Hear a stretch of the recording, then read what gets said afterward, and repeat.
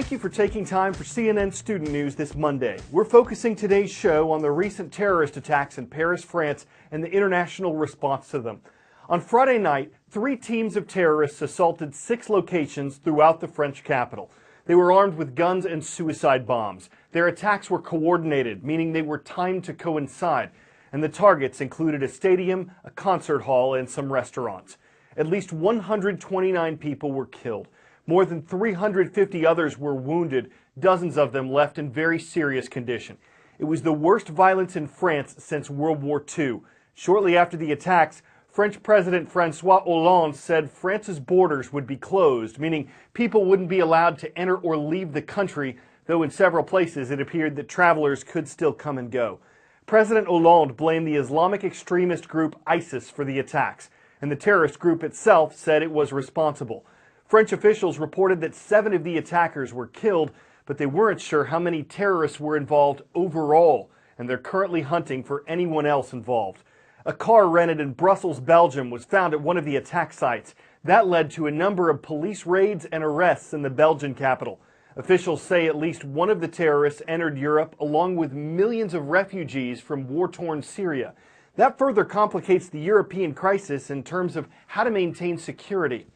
The attack also shows that the threat from the ISIS terrorist group is changing and extending well beyond Iraq and Syria. The recent attacks in Beirut, perhaps the downing of the Russian airliner, and now Paris, shows us that ISIS is supplanting Al-Qaeda as the most dangerous terrorist group in the world. What we're seeing here is ISIS moving really to phase 2 of its development.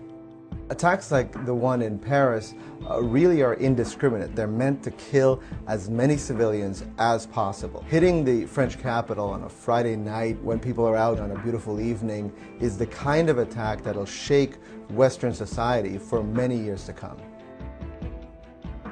In response to this, the FBI has been increasing training for police departments around the country to get ready for what type of attacks ISIS likes to carry out. What we've seen is increased security at nightclubs, at stadiums, any place where people gather. The FBI says that the vast majority of the 900 or so investigation of extremists in this country are ISIS focused. This is a terrorist organization that is no longer just trying to build and control territory in Iraq and Syria. It is trying to project attacks in the West, and that is a scary prospect for counterterrorism officials around the world. That said, American officials say there's no credible or specific threat to the U.S. at the moment. And as far as France's response to the attacks goes, President Hollande says his nation will be ruthless in fighting back against Daesh, another name for ISIS. Last night, the French Air Force said it launched a major bombardment of ISIS targets in Raqqa, Syria. C'est un acte de guerre qui a été commis par It's an act of war committed by a terrorist army, Daesh, an army of jihadists against France. At an international meeting in Turkey, the leaders of the world's 20 largest economies stood in a moment of silence over the weekend. The G20 summit, which is usually focused on global economic growth, is now being dominated by discussions about Paris. German Chancellor Angela Merkel said the leaders there were sending a signal that they're stronger than any form of terrorism. And President Obama said the U.S. would increase its efforts to get rid of ISIS. The skies have been darkened by the horrific attacks that took place in Paris. The killing of innocent people based on a twisted ideology is an attack not just on France, not just on Turkey, but it's an attack on the civilized world. President Obama was criticized about another statement he recently made about ISIS. The day before the Paris attacks, he said in an interview that U.S. strategy had contained the terrorist group. Afterward, an Obama administration official said that by contained, the president meant that ISIS's momentum on the ground in Iraq and Syria had been stopped. Meanwhile, Paris is both a city in shock and a city on edge. French authorities say it's possible that some terrorism suspects may still be at large. In addition to a state of emergency, France's government announced 3 days of national mourning for victims of the attacks. Memorials have appeared at several places in the city, and though many Parisians have been fearless in their determination to go out in public, A panic broke out last night near one of the attack sites. Officials don't know why people suddenly started screaming and running away. Ben Wiedemann was there shortly before this happened, and police cleared the area. In times like these, it's far better to light a candle than curse the darkness.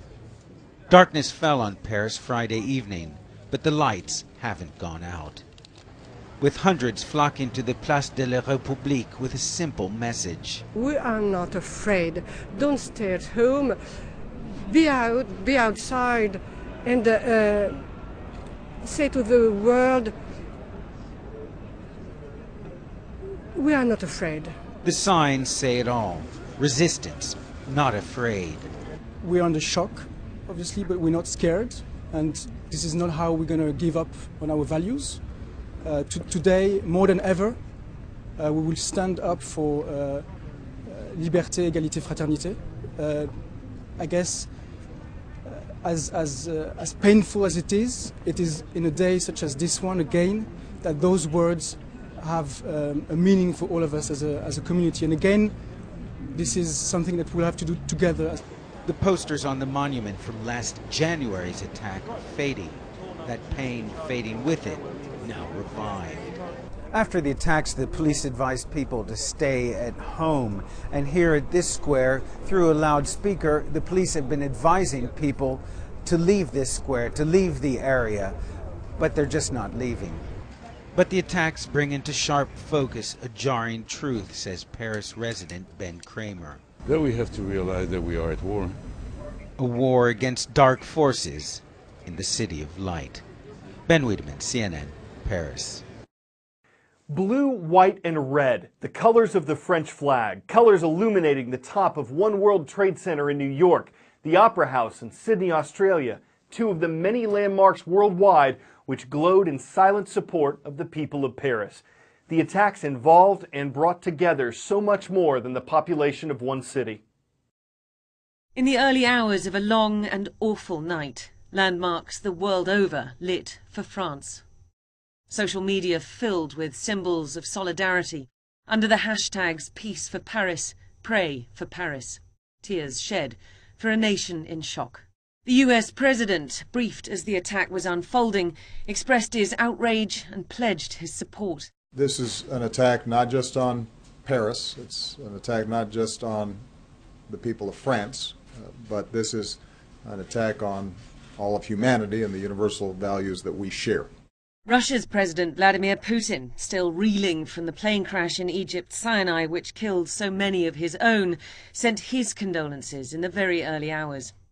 And as the true horror of what happened here became clear, Europe's leaders coming out one by one, united in sympathy, determined not to let the terrorists win. We are crying with you. We will join you in the fight against those who did something so unfathomable to you. Nous sommes solidaires avec vous. Nous sommes tous ensemble. We stand with you, united. For those fleeing Syria, a painful association with the terror they've left behind, and a feeling that they must defend themselves and their religion in the wake of this attack. Scenes in a land where they may have hoped to find refuge, similar to the carnage they've fled. An act of war, France's president says, on European soil. We're grateful to have you watching and hope to see you again tomorrow when CNN Student News returns. I'm Carl Azuz.